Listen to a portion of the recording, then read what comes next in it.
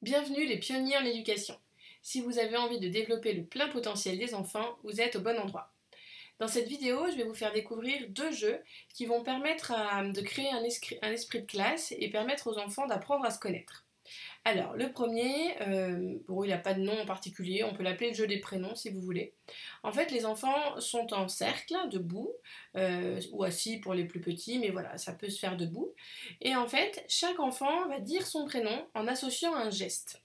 Et à chaque fois qu'on va avancer comme ça dans la ronde, on va reprendre les prénoms qui ont été dits juste avant. Donc par exemple, si je commence et que je choisis de faire un cœur, eh ben, je vais dire Céline. Et si Lucie est à côté de moi et qu'elle décide de faire ce geste-là, et ben du coup on va dire Céline, Lucie. Et si Martin est à côté d'elle, a décidé de faire, je sais pas moi, de faire ça, et ben on va dire Céline, Lucie, Martin.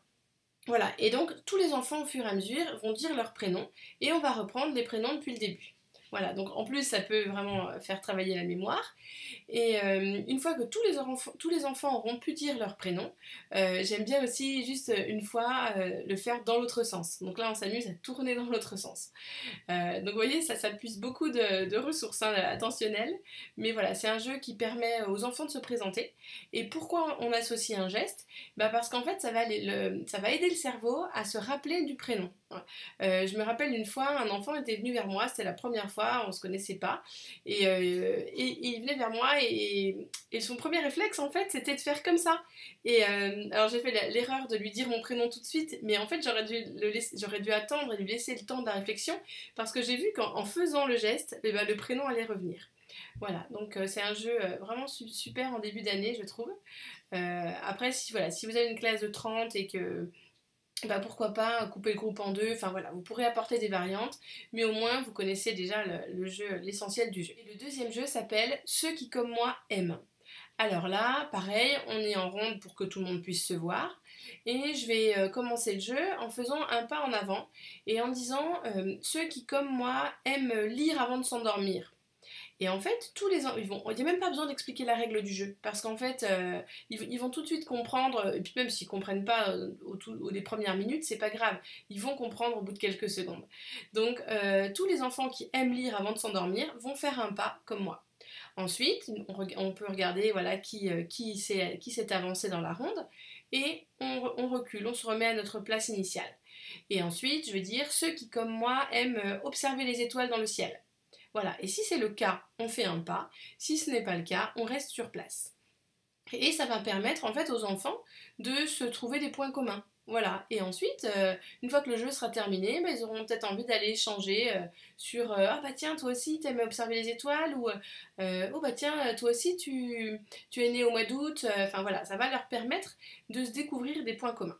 Voilà, donc j'aime beaucoup ce petit jeu, et d'ailleurs on peut même le faire en anglais, alors peut-être avec le support, avec des images en support, mais voilà, c'est un petit jeu qui peut se faire en anglais aussi.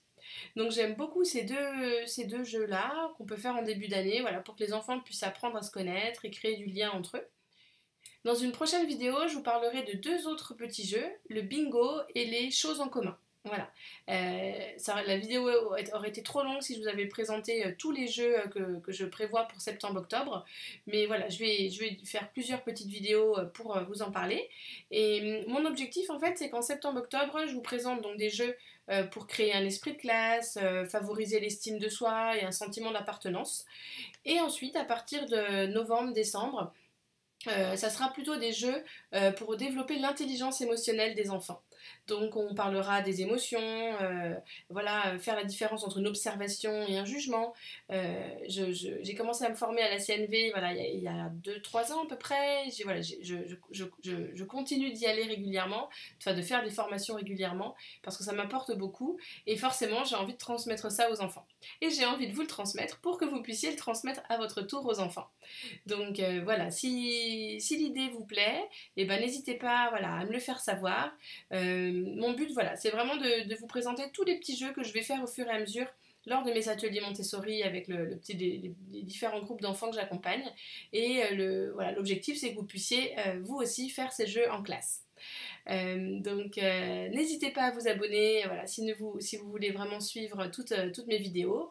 Et je vous dis à bientôt.